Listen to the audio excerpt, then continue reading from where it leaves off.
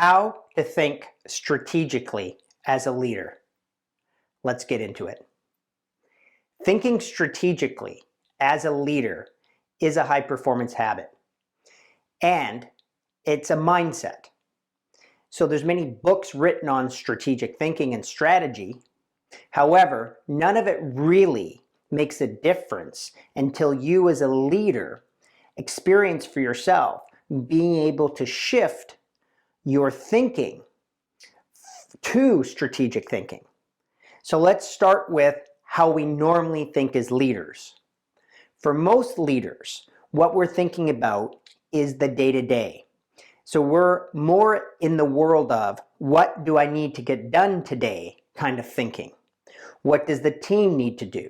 What do I need to do for the customers today? What are the projects I'm managing? What is it I need to get somebody in the organization today? What is it that's expected of me today?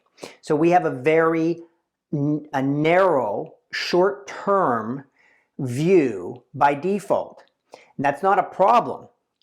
It's just important for you to know that that's the way that most of us are going to walk into our day of what there is to do and handle. We're going to be thinking short-term. We're going to be thinking task-oriented. We're going to be thinking what's expected of us and what we need to do to kind of stay ahead of things. You get the experience of that?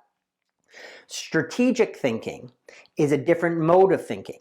It's not better than task thinking or short-term thinking. It's just a different muscle to work, and it yields different results. So let's look at what strategic thinking is. Strategic thinking as a leader is, in my experience, usually begins with taking a deep breath. So I take a deep breath. And what am I taking a deep breath from? Well, I'm starting to create some space for myself in my own thinking from what is right in front of me. You know, what are the tasks that I need to get done today? Okay, they will still be there in a few minutes or in a few hours or even in a few days, because strategic thinking needs to be put in place periodically so that you're actually taking a longer term view of your business and your leadership and your accountabilities, and you're answering bigger questions than just what's in front of me today. So the deep breath first is the access to know I need to let go of the drive to get things done today. That I will come back to, and I need to actually intentionally give myself some room, that means schedule time, to do strategic thinking as a leader. And then strategic thinking has more, as I said, the nature of long-term planning.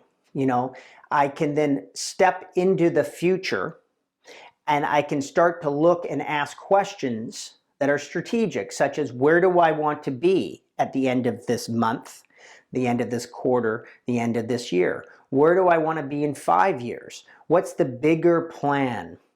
Why are we organizing the work that we're organizing? What's the outcome of all of that work? What is the most desirable future state that we could actually accomplish? What is a future state that I could accomplish that if I knew it was possible to accomplish, I would really go for? Because there's kind of like the future state you can see that you're going to get to anyway, just by doing what you're already doing. And then there's kind of the breakthrough future state, which will require new thinking and new actions and new team members perhaps and new strategies. But if you're to spend the same amount of time, because it's going to be the next 3 months of your life or the next year of your life or the next 5 years of your life, what might you be interested in accomplishing that doesn't show up without asking that question? I want you to know that when I work with teams, there is virtually nothing that cannot be accomplished as far as goal setting and business results once the team talks about it, talks through the thinking, shares their vision, and get inspired together about a bigger future, perhaps, than they were thinking about when they walked into the strategic thinking exercise, so to speak. And then you really want to get the difference and the power that this makes. You see, you're going to go back to your day-to-day anyway.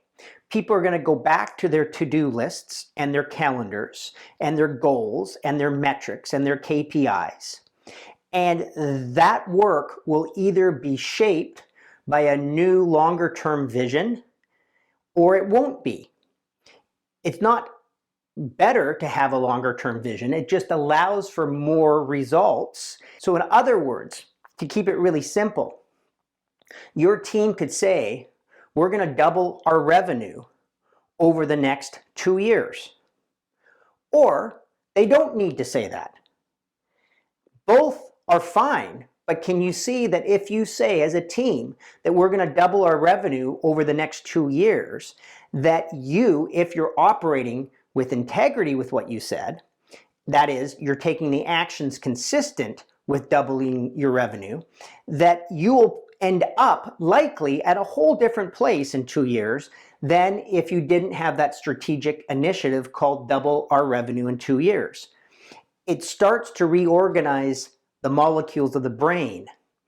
When we put something in place strategically, that we then, you can think about it like we need to confront or we bump up against for the team to reorganize their workflows, to reorganize strategies, to reinvent certain areas of the business, to expand certain areas of the business, perhaps to retire certain areas of the business, practices of the business. What got us here won't get us there. And when you have that, we're going to always be expanding as a business and as a leadership team. You have that mindset. That's a strategic mindset. We're always looking for opportunities strategically to impact more people, to grow our revenue, to grow our profitability, to grow our employee base, to have what we're in service of reach through to more and more people. That is a strategic conversation. Okay, so your practice in high performance is to know that setting aside time for strategic thinking is not the soft part of the business. It's not the get the team together for team building side of the business. It is fundamental to really where you end up in your business and fundamental to what's required for you as a leader to grow into. See, the bigger strategic future I invent for myself, also, the more I have to call myself forward as a leader to accomplish it. Now, for some teams or some leaders, they shy away from that. For others, they run to it, right? They're like, yes, we want to develop what we don't know today to get us to where we want to go tomorrow. And they're willing to say, we don't have all the answers. That's not the point of strategic thinking. The point of strategic thinking is to set that vision and then start to explore the strategies coming from that vision with your team, with others, and innovate together and create together.